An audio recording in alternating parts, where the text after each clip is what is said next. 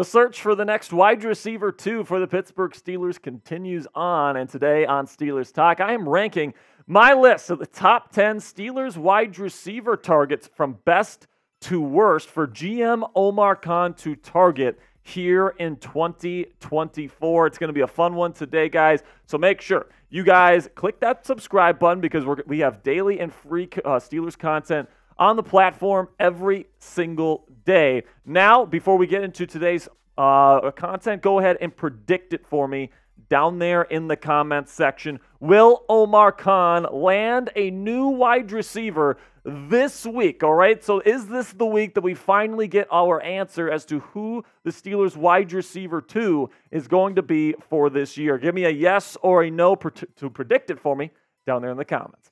So let's start my list here today with the number one guy that I would be targeting right now, and that's DK Metcalf from the Seattle Seahawks. And now the reason why Metcalf is at the top of this list is because you just don't get many unique talents like DK Metcalf to become available. So if he is available, he is the guy I would target. Obviously, he is a massive, hulking wide receiver that is a fantastic run blocker. He's one of the best downfield threats in football. So for this offense that here with Arthur Smith and Russell Wilson that wants to throw the ball deep, go down the sidelines all the time, DK Metcalf is a perfect fit for this offense here in Pittsburgh. And at just 26 years old, 6'4", 235 pounds, and by the way, can beat out Budda Baker in a foot race. If you remember that great clip of him chasing down Budda Baker, who's not slow in his own right. I mean, this guy is a unique talent. Now, unfortunately, I just don't see the Seattle Seahawks trading him. And for all the reasons I just laid out, you don't give up unique talents like DK Metcalf, especially when they're only 26 years old,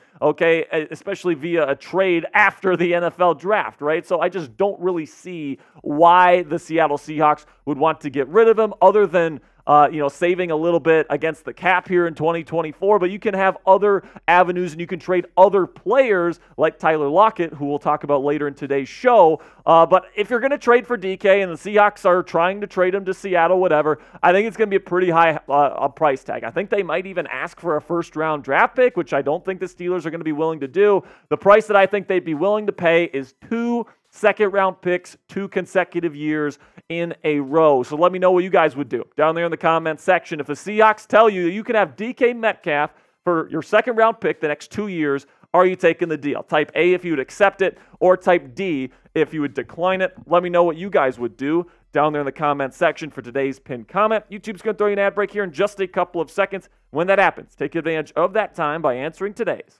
pinned question.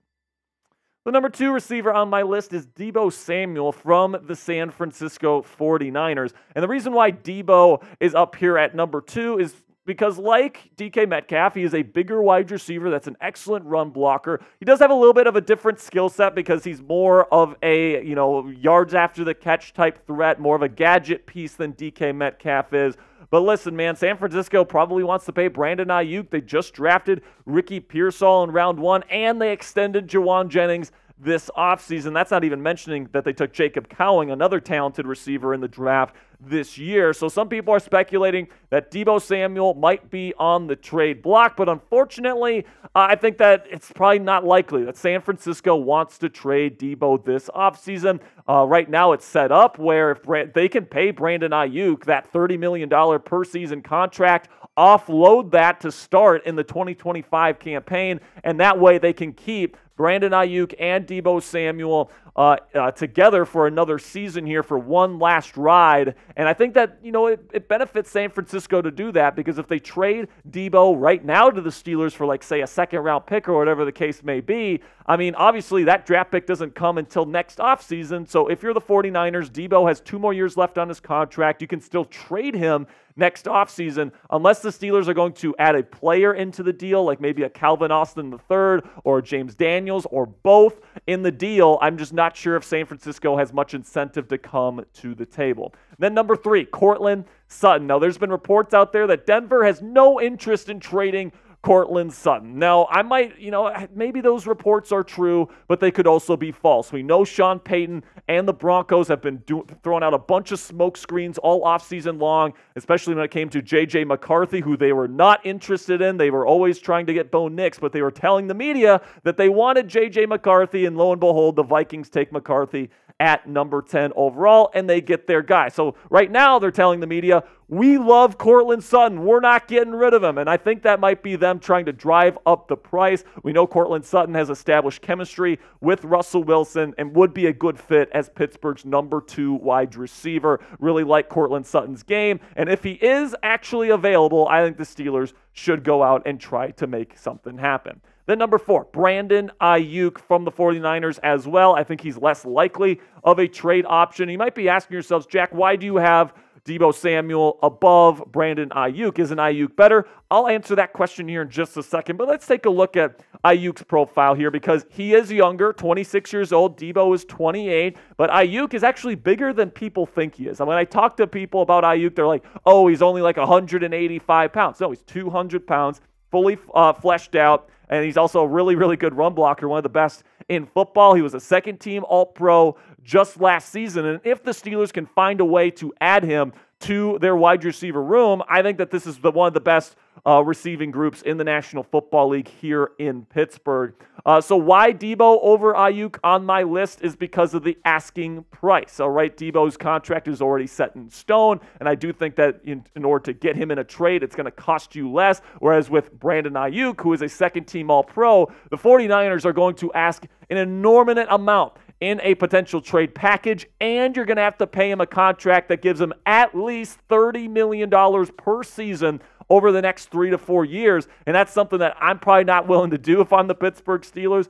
Deebo's less expensive in terms of salary and in terms of trade compensation. So even though Aiyuk is the better player, I do think that Deebo Samuel is the guy that I would rather go get. This is what I think the likely asking price is for Aiyuk on the 49ers side. I think they want the A.J. Brown deal, okay, a first-round pick and a third-round pick in the following draft. Plus, they probably want to do an offensive guard switch here, upgrade at the offensive guard position. They get James Daniels. The Steelers get Aaron Banks. I think that's probably what they want to do at this point in time.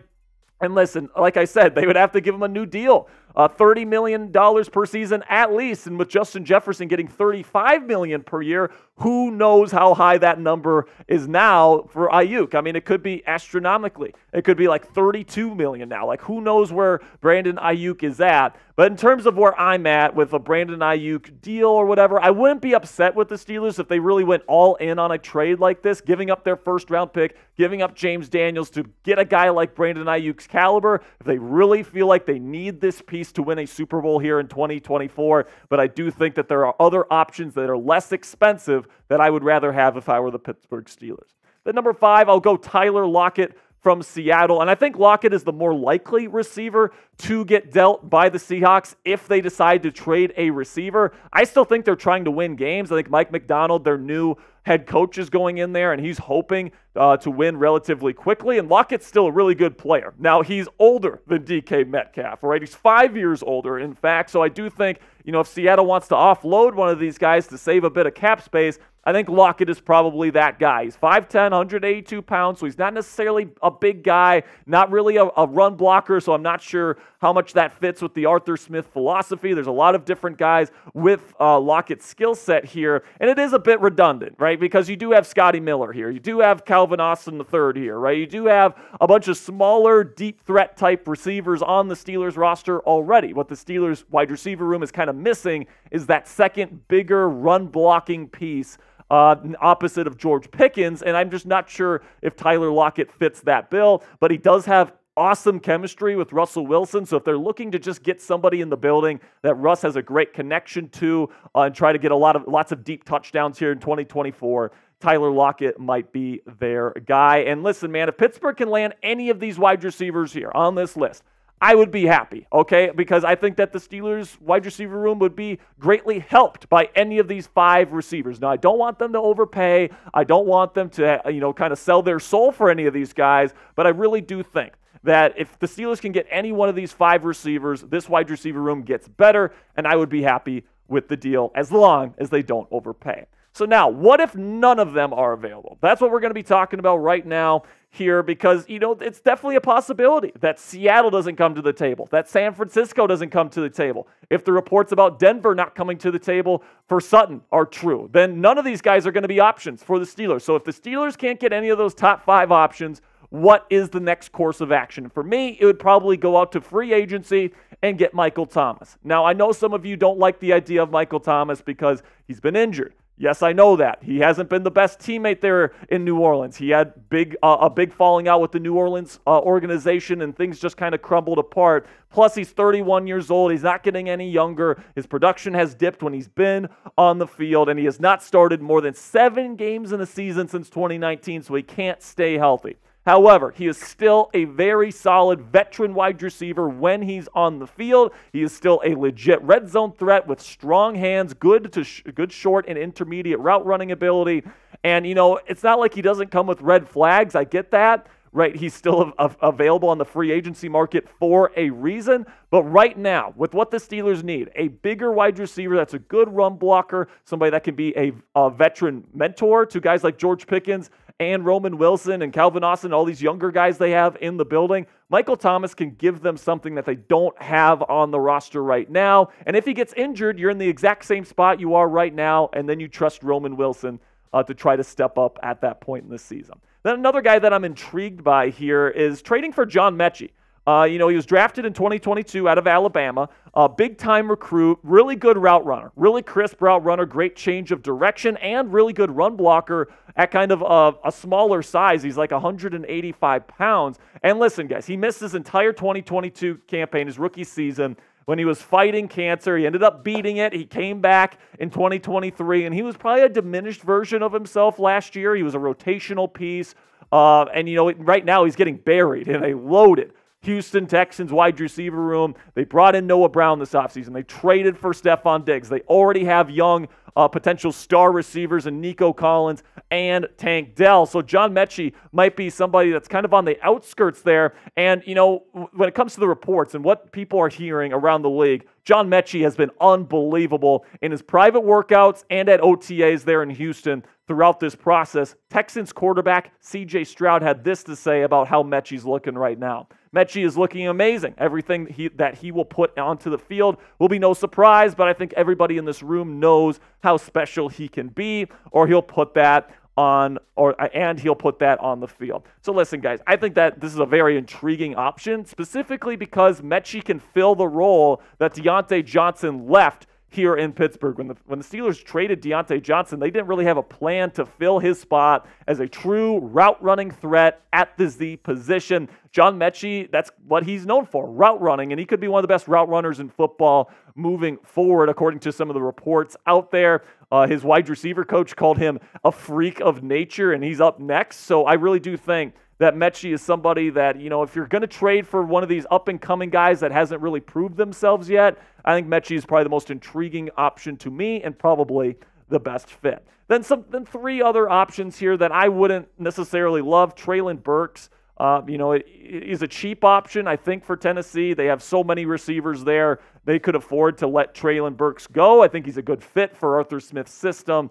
A good run blocker, big body, contested catch winner, but he doesn't really separate. He's not a good route runner. He didn't test well at the combine when he was coming out all those years back. I'm not a big fan of Treylon Burks. I think he's a bust. Then we get to Juju Smith-Schuster, and he's got chronic knee issues and is coming off a shoulder injury.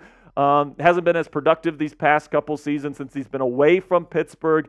I feel like the Steelers might want to bring him back if New England lets him go. Mike Tomlin loves him. I think that he fits what Arthur Smith wants in a receiver. But for me personally, guys, I'm going with some of these other options. And then Robert Woods, no way I'm bringing him in. All right, he's just completely cooked. At his peak, he was pretty good. He was, he had a couple of seasons over 1,000 yards, but he's never really been a touchdown getter. Never really been a true red zone threat, and now he's completely cooked on the tail end of his career. No way am I trading for Bobby Trees. Now, before I go here, we've talked about what I would do here, but I want to take a second here and talk about the most likely scenarios. Which guys do I think the Steelers would go out and get? Now, let's talk about this here. Robert Woods would be 10 because I just don't think the Steelers are interested whatsoever.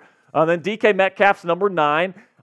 because even though he's my number one target, I don't think Seattle wants to give up a unique, young wide receiver star talent like DK Metcalf. I think he's off the table. Then we get to Brandon Ayuk and Deebo Samuel, the two 49ers guys. I think Deebo is slightly more likely to get traded to the Steelers than Brandon Ayuk, and I think the only way Ayuk gets traded here is if he straight up demands a trade, which I don't see happening. Number 6, I'll go John Mechie. I feel like if the Steelers were interested in him, they might have probably already pulled the trigger on him, but they could also be waiting for some of these to get a final answer on guys like Courtland Sutton and DK Metcalf and all these different guys that improve their situations post June 1st. Number 5, Tyler Lockett from the Seattle Seahawks. I think that he's the more likely trade option for Seattle. They are pressed up against the cap if they want to get some relief there. Tyler Lockett is on the other side of 30 now, and I think the Steelers would pay the price to go out and get him. Number 4, Treylon Burks. As much as I don't want him to be a Pittsburgh Steeler here, and I'd rather go out and get other options, I do think the Steelers, would probably like his skill set, and I think that'd be a mistake, but I do think he might be on their radar. Number 3, Courtland Sutton. Like I said earlier in the show, guys, I think the Broncos might be saying to the media that they don't want to trade Sutton because they're trying to drive up the price for him. That's certainly a possibility, but if you believe the reports, Denver doesn't want to get rid of Sutton, so I guess we'll see on that. Then Juju Smith-Schuster, number 2. New England is almost certainly going to release him, and I know Mike Tomlin is a big fan of his, and I think that Arthur Smith, who loves these bigger run-blocking type wide receivers, might really like him in this system as well. The number 1, Michael Thomas. He is the best free agency option right now. He doesn't cost you anything. It's not dependent on a trade or anything like that. Right now, I would say Michael Thomas probably has the best odds to be the Steelers' wide receiver 2 in 2024. Now, let me know down there in the comments section, which wide receiver, if any, will the Steelers bring in to complete this offseason? Put that cherry on top of this awesome 2024 offseason that Omar Khan has orchestrated. Let me know what you guys think down there in the comments section.